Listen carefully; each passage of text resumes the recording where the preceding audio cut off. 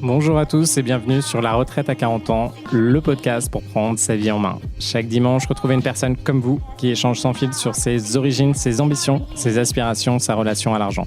Je m'appelle Victor Laura, je suis l'expert français du frugalisme et du mouvement FIRE, Financial Independence and Retire Early, indépendance financière et retraite précoce. Retrouvez mon livre La Retraite à 40 ans, c'est possible aux éditions Larousse. Pour rejoindre le mouvement FIRE, c'est sur devenirfrugaliste.com. Il y a une communauté, des workshops et des outils.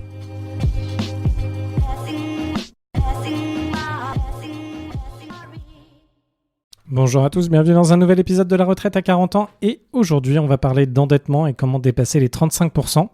C'est tout un tutoriel qui va reprendre au début sur à quoi ça sert de faire l'endettement, quels sont les différents leviers que vous pouvez récupérer. Et après, on rentrera dans les différentes techniques qu'on a pour pouvoir dépasser l'endettement. Et ce que je vais vous dire dans cet épisode, c'est effectivement comment moi j'ai réussi à monter à plus de 7 millions de dettes, entre 7 et 10 millions de dettes, avec ces différentes techniques. Donc en tout cas, n'hésitez pas à regarder l'ensemble. Si vous voulez des techniques encore plus hardcore, vous pouvez venir dans le programme. On commence le 3 mai. Il nous reste encore 2 places pour qu'on scale l'IMO avec vous. Donc que ce soit faire un investimo ou que ce soit faire 1, 2, 3, 10 millions d'IMO. Go, c'est parti. Vous avez l'ensemble des informations en lien ou sinon vous pouvez directement aller sur mon LinkedIn et me poser des questions. Je vous souhaite un très bon épisode. Vous avez la version aussi sur YouTube si vous avez envie de voir à quoi ça ressemble avec le visuel. À très vite. Je vais te donner les différentes techniques qui m'ont permis d'atteindre plus de 7 millions d'euros de dettes en immobilier. Donc toi, ça va te permettre de dépasser ces fameux 35% de dettes. On va revenir dessus. Alors déjà, si tu commences aujourd'hui, tu as 7 heures de productivité par jour. Donc 7 heures de productivité, ça veut dire 7 heures où tu es vraiment en pleine action. Si tu arrives à développer, entre guillemets, ta façon de bosser, tu peux monter à 15 heures de productivité par jour. Donc, il y a des métiers qui te poussent à faire ça. Donc, si tu fais, par exemple, du conseil, si tu es entrepreneur, si tu es dans des métiers qui sont assez structurés, tu peux monter à du 15 heures de productivité par jour. Comme ceux d'entre vous qui ont fait des prépas, on se rend compte que lorsqu'on arrive en prépa, en classe préparatoire de maths, de physique, qu'on a des capacités supplémentaires. On peut travailler d'autant plus comparé à ce qu'on faisait au collège-lycée. Une fois que tu as ça, la problématique que tu as, c'est simplement ton nombre d'heures productives par jour est limité, donc tu as une limite de productivité. Donc ça, c'est le premier palier auquel on est confronté, et nous, on va essayer de se détacher de ça. Parce que si tu peux travailler 10 heures et que tu es rémunéré, on va dire 100 euros de l'heure, tu vas faire 1000 euros. C'est déjà très bien. Si tu augmentes tes capacités, tu peux peut-être être rémunéré comme des avocats à 200, 300 euros de l'heure. Plus tu vas faire ça, plus tu vas augmenter finalement ton taux horaire. Tu peux augmenter un certain nombre d'heures et tu peux augmenter à quel prix tu vends ton taux horaire, mais finalement, tu vas être bloqué à un moment. Nous, ce qu'on va chercher à faire, c'est augmenter ça. Comment on va le faire? Donc là, aujourd'hui, tu fais ce montant-là d'argent, on va essayer de monter à x10, donc x2, x4, x10. Et comment on va faire ça? On va utiliser du leverage. Donc c'est un effet de levier. Il y a plusieurs effets de levier qu'on va pouvoir déterminer. Et nous, on va chercher à vraiment faire du x10. Tu peux utiliser quoi comme leverage? Là, si on prend Naval Ravikant, je vous encourage à lire son livre L'Almanach, il y a différents éléments que tu peux prendre en compte: le capital, la délégation, le code, le média. Le capital, du coup, ça va être d'emprunter de l'argent pour faire travailler cet argent à ta place. Donc, par exemple, si tu gagnes 10% sur 100 000 euros, tu vas gagner 10 000 euros. Si tu gagnes 10% sur 1 million d'euros, tu vas gagner 100 000 euros. Et du coup, nous, on va essayer d'avoir une enveloppe financière plus importante pour gagner plus finalement derrière, même si on a moins de capital aujourd'hui. Deuxièmement, il y a la délégation. Là, ça va être de t'entourer des bonnes personnes pour structurer autour de toi et pour que ce soit géré. Donc, par exemple, si tu as un espace de coworking, tu vas avoir un manager d'espace de coworking. Si tu as une entreprise de formation qui fait 1-2 millions d'euros de chiffre d'affaires, tu vas avoir un directeur qui gère l'entreprise de formation pour toi, et ça peut commencer comme ça et ça peut continuer et augmenter. Enfin, tu as le code, ça veut dire de pouvoir automatiser un certain nombre de choses que tu effectues aujourd'hui. Donc là, ce qui marche très très bien, ça va être tout ce qui est finalement l'IA. Donc tu peux utiliser des robots sur LinkedIn, tu peux utiliser des robots ou des assistants en ligne pour t'aider à faire ton contenu, etc.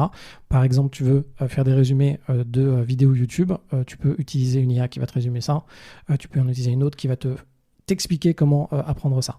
Enfin, tu vas avoir le média. Le média, ça va être de communiquer finalement ce que tu apprends aujourd'hui au jour le jour dans ta vie et de pouvoir toucher un maximum de personnes en avançant. Donc là, ça peut être ce que je fais aujourd'hui, ce que j'ai fait avec mon livre La Retraite à 40 ans et ce que je peux faire tous les jours sur LinkedIn.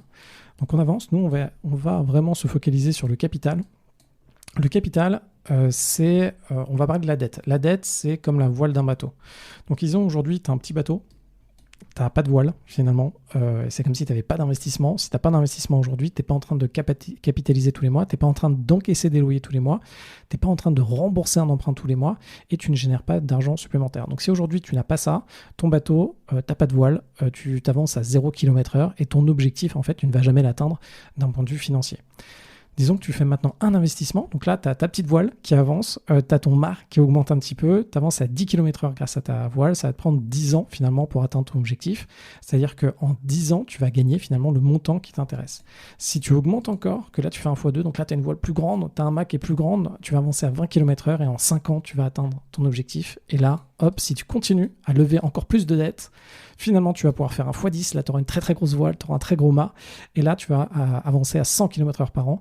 Et en un an, finalement, tu vas atteindre ton objectif. Et tu peux continuer comme ça à augmenter. Et la dette, c'est exactement ça. C'est une voile qui augmente de superficie avec un mât qui augmente de superficie. Là, il faut faire très attention parce que ta dette, si tu vas dans la bonne direction, effectivement, tu vas aller très bien et ça va très bien fonctionner. Donc, disons que tu as l'océan en face de toi. Tu pars de New York, paf, tu fonces, tu vas tout droit. Tu peux arriver jusqu'aux côtes de la France. Par contre, si tu vas dans la mauvaise direction et que tu fonces sur une île, et ben en fonçant à 10 km/h, bon, ton bateau, il va prendre un petit coup, ça va survivre, mais par contre, en fonçant à 100 km/h, là, tu as le crash. C'est exactement la même chose avec la dette. Par exemple, si vous utilisez la dette sur la bourse, vous pouvez utiliser des effets de levier. Là, attention au crash, attention, il suffit d'avoir si vous faites un effet de levier x2, c'est-à-dire que vous investissez 100, mais en réalité, vous investissez 200, il suffit d'avoir une baisse de 50% du cours pour finalement ne plus avoir d'argent. Dans l'immobilier, c'est à peu près pareil. Plus vous allez augmenter votre dette, si à un moment, vous avez plusieurs sujets et plusieurs pépins qui se passent en immobilier, effectivement, là, vous êtes dans des situations compliquées. Du coup, ce qu'on va voir, c'est que la première étape, pour que ça fonctionne, une fois qu'on sait ça, il y a une pyramide. On va commencer, la base, ça va être de faire des investissements avec cash flow positif ou une trésorerie positive, c'est-à-dire que quand vous faites un investissement, cet investissement ne va pas vous coûter tous les mois.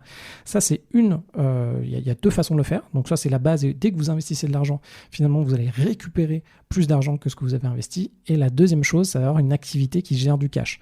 C'est possible de faire beaucoup d'immobilier si vous générez beaucoup de cash d'un côté et que vous l'injectez dans l'immobilier. Ça peut fonctionner. Ou sinon, de l'autre côté, il faut vraiment faire des investissements qui vont vous générer du cash day one, même en ayant emprunté la totalité de l'investissement. C'est ce dont on va parler derrière.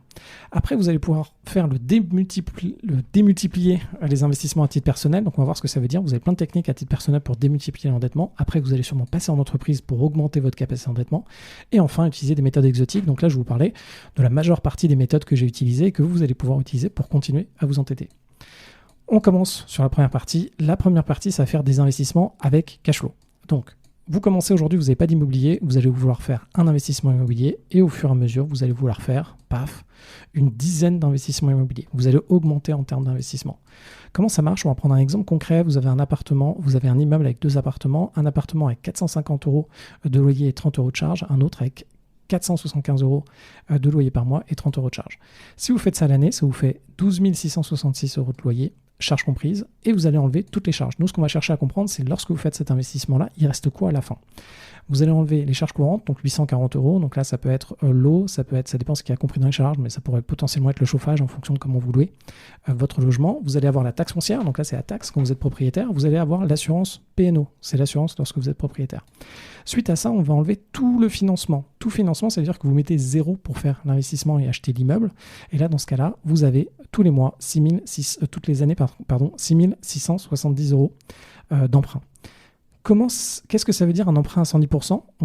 On va y aller juste après, mais avant, si on regarde concrètement, vous avez votre loyer, moins vos charges, moins votre financement, il vous reste à l'année 3 650 €. Si on le fait au mois, ça fait 1 055 € de loyer par mois et il vous reste à la fin 304 €. C'est-à-dire que vous faites un investissement, vous mettez 0 de votre poche et tous les mois, vous enrichissez de 304 € en cash flow, c'est-à-dire en excédent de trésorerie. Sur votre compte bancaire, il vous restera tous les mois 304 € en plus. Donc le premier mois 304, le deuxième mois, il vous restera 608. Alors là, on va faire un petit détour sur l'emprunt à 110%. Aujourd'hui, c'est assez connu, la majeure partie d'entre vous le connaissez, mais on va juste le revoir. Un emprunt à 110%, c'est quoi ? Quand vous achetez un bien, vous avez le prix du bien. Donc, par exemple, vous achetez un immeuble, il est à 100 000 €, c'est 100 000 €. Vous avez potentiellement des frais d'agence, des travaux. Et attention, là, vous avez des frais bancaires hypothèques. C'est-à-dire que lorsque vous allez financer le bien, il va y avoir généralement 2% de la valeur du bien qui va servir à faire une hypothèque. C'est-à-dire que la banque, finalement, si vous ne remboursez pas, la banque va pouvoir vous saisir votre bien. Et ça a des coûts. Et enfin, les frais de notaire, en France, c'est globalement 8%. Ça dépend du montant du bien. Mais grosso modo, c'est 8% du prix du bien. Et ça fait le coût total de votre projet. Du coup, si on met des travaux à 0 et des frais d'agence à 0, à quoi ressemble finalement le coût total du projet ? Ça va être le prix du bien plus les frais de notaire plus les frais bancaires. Et les frais de notaire, c'est 8% du bien. Les frais de notaire, c'est 2%. Donc en fait, si vous faites le calcul, coût total du projet, c'est 100% du prix du bien, plus 8% du prix du bien, plus 2% du prix du bien. Et du coup, ça fait 100%, plus 8, plus 2 du prix du bien. Du coup, ça fait 110% du prix du bien. Et c'est pour ça qu'on dit que le coût, quand on fait un financement, on fait du 110% du prix du bien parce qu'on va chercher à emprunter ces frais qui sont associés. Par exemple, si vous avez un bien à 100 000 euros, il faut quand même vous dire que c'est 10 000 euros de frais supplémentaires qu'on va essayer d'aller chercher. C'est des frais qui sont totalement perdus. Les frais de notaire ne vous apportent rien et les frais bancaires ne vous apportent strictement rien. On va arriver à l'emprunt à 110%. Votre emprunt, c'est ce qui est à droite ici. Il y a le prix du bien et tout ce qui est au-dessus. Les frais de notaire et bancaire, c'est les 10% supplémentaires. Donc là, vous avez l'emprunt à 110%. Si on ne peut pas emprunter ces 110%, on va se rendre compte qu'il faut mettre d'autant plus de cash. Le moins vous pouvez emprunter d'argent, le plus vous allez avoir de restendu, le plus vous allez devoir mettre de cash tous les mois. Par exemple, si vous faites un emprunt avec 10% de frais notaires et de frais bancaires et que le bien est à 100 000 euros, il va falloir mettre 10 000 euros rien que pour couvrir ses frais.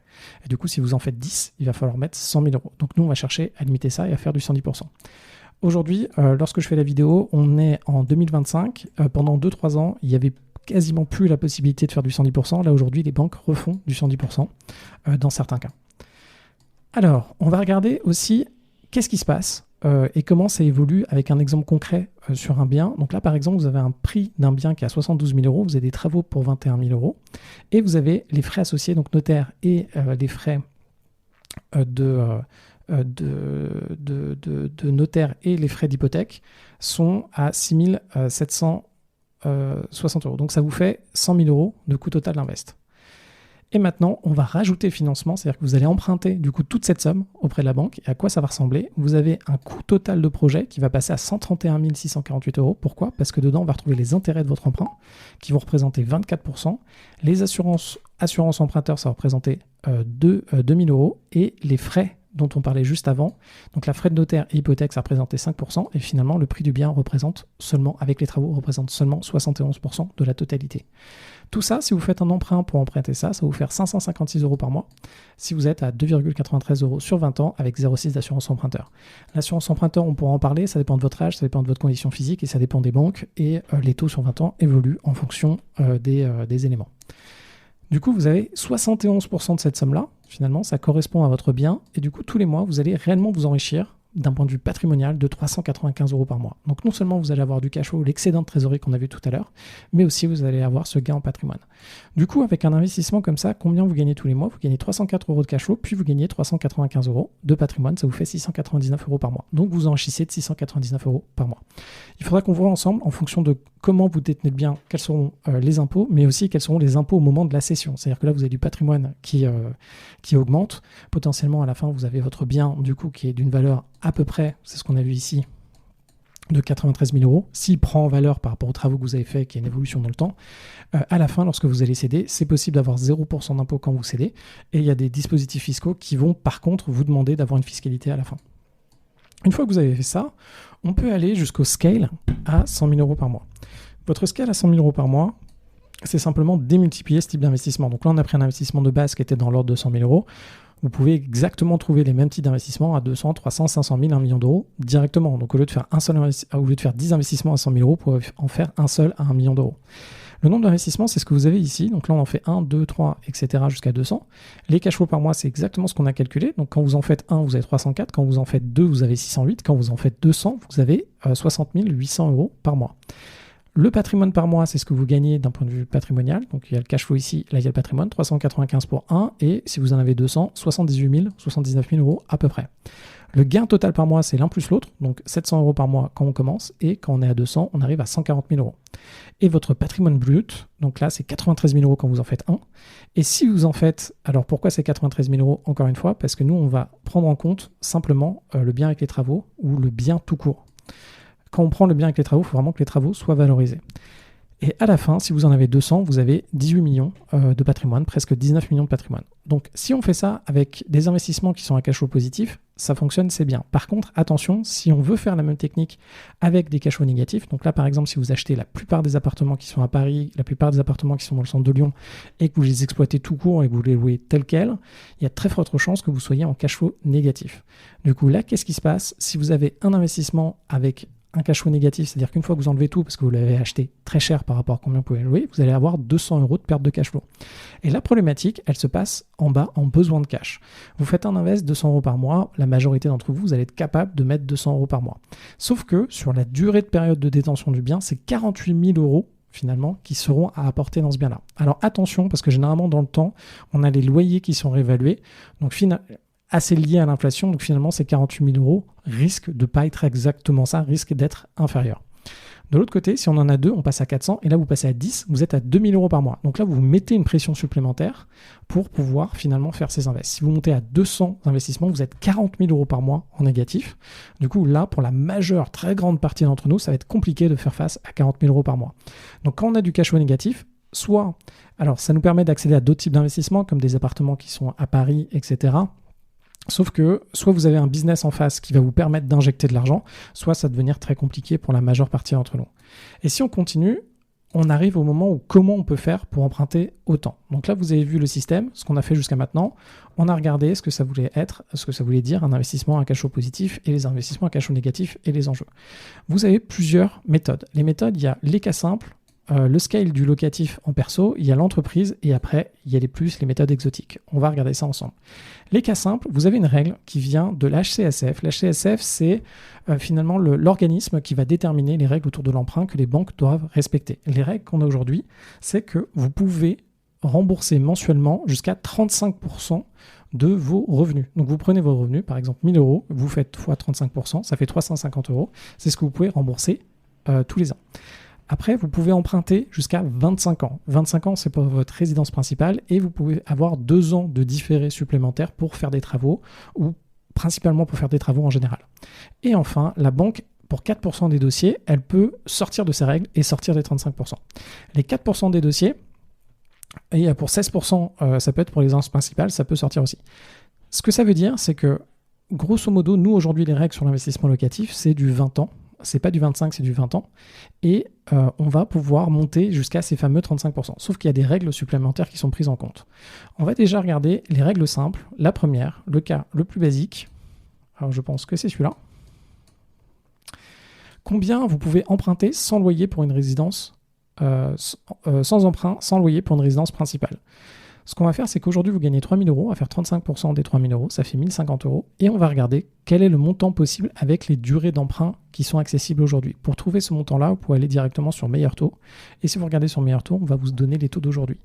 Donc ici, le montant d'emprunt possible, c'est 221 000 €, 420 sur 25 ans. On peut emprunter sur 25 ans pour sa résidence principale. L'apport nécessaire, c'est 10%. Les banques, généralement, vous demandez ça. De temps en temps, il y aura la possibilité de ne pas faire de pas mettre ces 10%, de faire du 110%. Mais dans pas mal de cas, il y aura quand même ces 10% qu'on va pouvoir récupérer avec certaines autres techniques. On avance, ça c'est le cas principal. On va passer au cas 2, cas sans emprunt, sans loyer pour un investissement locatif. Donc là, imaginez que vous habitez à titre gracieux chez vos parents et que vous voulez faire un investissement locatif, ou que vous habitez à titre gracieux chez votre copain, chez votre copine, et que vous allez faire un investissement locatif. Là, ce qui va être fait, c'est qu'on va prendre vos 3 000 €, pareil, 35%, et on va regarder combien vous pouvez emprunter sur 20 ans cette fois-ci. Donc au lieu de pouvoir emprunter 221 000 €, là vous serez à 189 000 €, et il y aura cette règle des 10% d'apport, donc 18 000 € à mettre dessus. Généralement, on va pouvoir éviter de mettre ces 10% d'apport, mais pour aller voir une banque, c'est quand même mieux d'avoir ces liquidités-là et de pouvoir négocier avec la banque derrière. Le cas numéro 3, c'est avec emprunt résidence principale ou crédit conso. Donc les crédits conso, ça peut être certains d'entre vous qui ont fait des emprunts pour financer leurs écoles, pour financer les voitures, et sinon c'est un emprunt pour la résidence principale.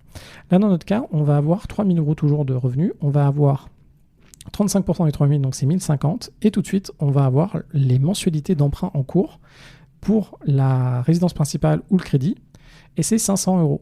Et en fait, on va prendre du coup les 1 000 € qui sont possibles. Donc, on peut rembourser tous les mois 1 000 €. On va enlever 500 €. Il nous restera 555 €. Et on va regarder combien on peut emprunter avec 550 € sur 20 ans. Ça vous fait 100 000 € presque. Et 10%, ça vous fait 9 000 € d'apport potentiel. La dernière technique, c'est avec loyer ou une résidence principale. Ça revient à la même chose. C'est exactement les mêmes calculs que précédemment si vous avez un loyer ou une résidence principale à 500 €. Donc là, on a vu les cas basiques en perso avec la fameuse règle des 35%, et là on se dit qu'on est bloqué. Alors ce qu'il faut savoir, En réalité, le scale du locatif, c'est qu'il y a une règle qui s'applique et c'est ce fameux tableau-là qui est juste en dessous. Ce qu'on va faire, c'est la banque finalement va prendre une partie de vos revenus locatifs et va les ajouter à votre revenu. En réalité, les banques vont prendre soit 70%, soit 90% de vos revenus qui vont être issus du futur investissement locatif, vont les ajouter à votre revenu et là vont calculer les 35%. Donc on va regarder ce que ça donne. Donc là, on va faire un investissement avec une rentabilité brute de 10%. La rentabilité brute de 10%, ça veut dire que le montant total de l'invest fois 10%, ça vous fait votre loyer annuel. Donc vous divisez par 12 et ça vous fait votre loyer mensuel. Dans le cas où aujourd'hui vous gagnez 3 000 € et vous n'avez pas d'investissement locatif, vous pouvez emprunter et vous avez par contre une résidence principale ou un emprunt déjà actuel de 500 €, vous pouvez emprunter 99 000 €.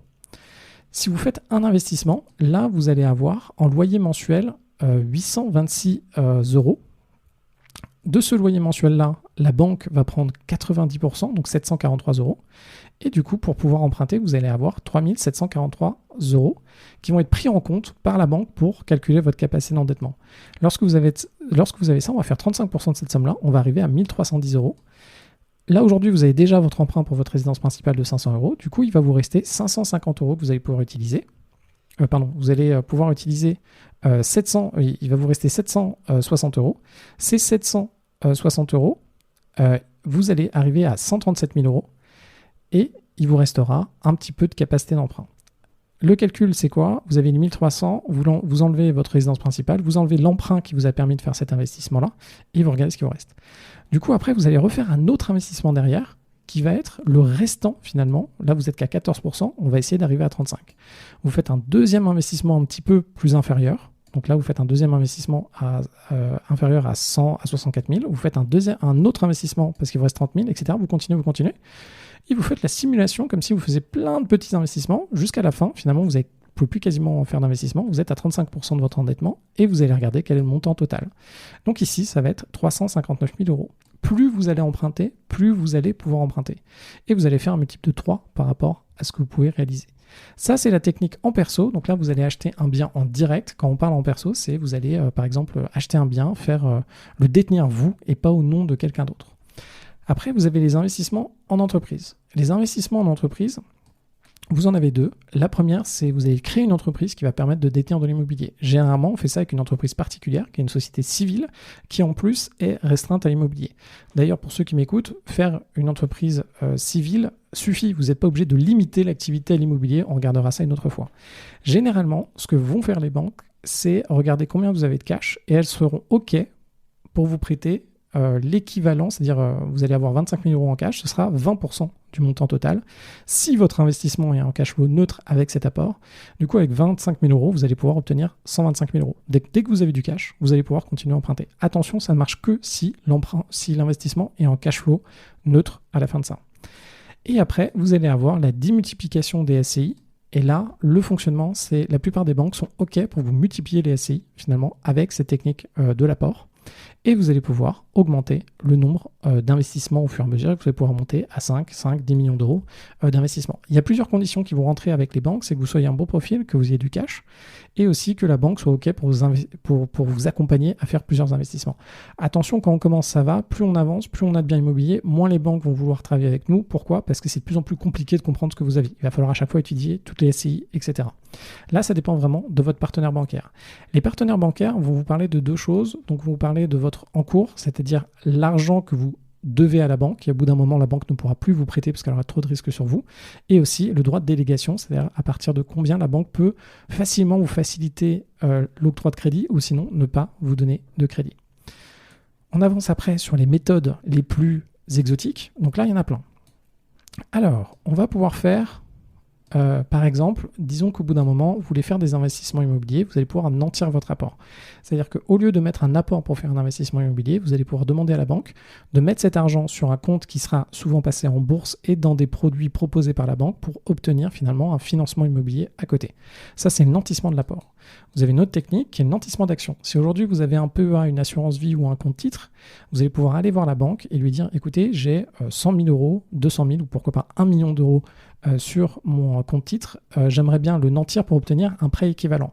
Si vous êtes aujourd'hui, donc là en 2025, si vous êtes placé par exemple en en obligation d'État française ou européenne, ce que va vous proposer la banque, c'est généralement 80% de la somme. Donc vous avez 1 million, elle va vous octroyer un prêt de 800 000 euros. Vous allez pouvoir acheter de l'immobilier et là, elle va reprendre une hypothèque sur l'immobilier. Une autre technique, c'est le nantissement du bien. Là, vous pouvez faire cette technique une fois que vous avez fait des investissements. Donc moi, par exemple, mes premiers investissements aujourd'hui sont remboursés et je peux nantir mes biens pour obtenir l'équivalent en dette et faire d'autres investissements.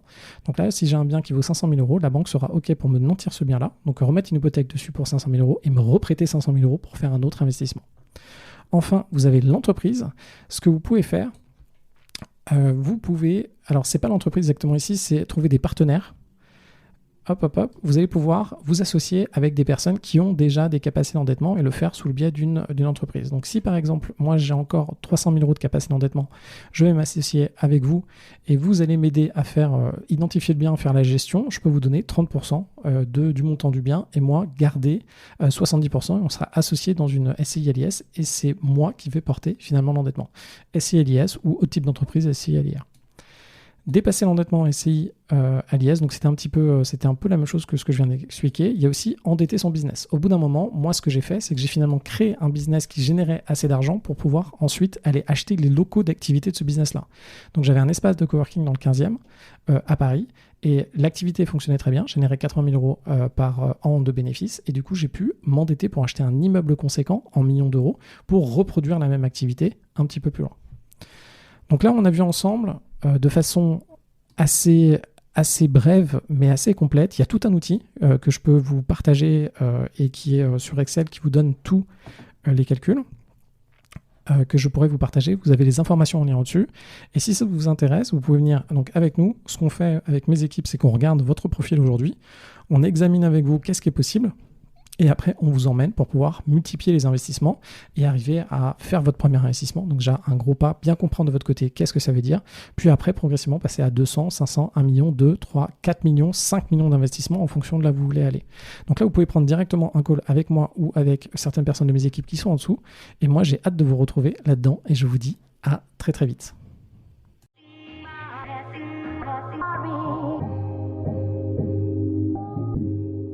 Vous venez d'écouter un épisode de la retraite à 40 ans. N'hésitez pas à en parler autour de vous, à vous abonner, à rajouter 5 étoiles et à mettre un petit commentaire. Ça nous aide vraiment beaucoup. Pour être informé des nouveautés, rendez-vous sur devenirfrugaliste.com. Une question, je réponds sur LinkedIn, Victor Lora, L-O-R-A. Et surtout, n'oubliez pas, vous êtes déjà au top. À très vite.